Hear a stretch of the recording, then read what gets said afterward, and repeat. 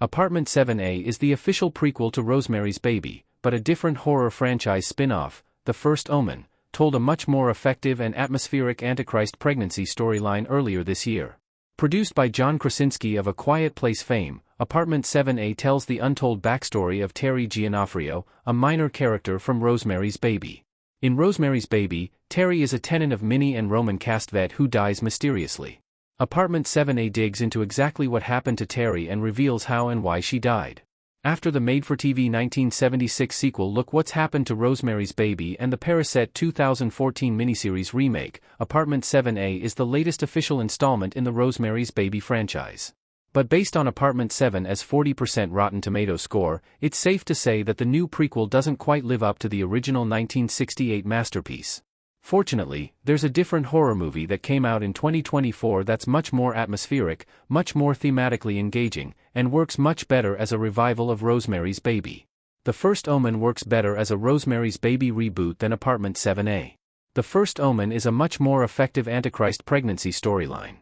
Although Apartment 7A is a perfectly serviceable return to the Rosemary's Baby universe that answers one of the biggest lingering questions from the original film, Arkasha Stevenson's Omen prequel The First Omen is a much more effective revival of Rosemary's Baby.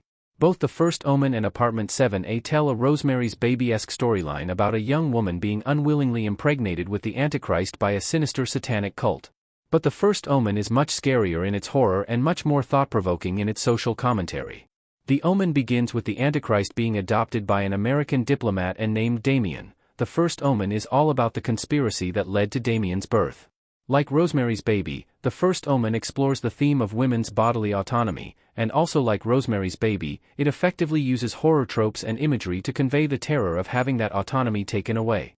Apartment 7A tries to do the same things, but it doesn't explore those themes in nearly as much depth as The First Omen, or hit on the same visceral level.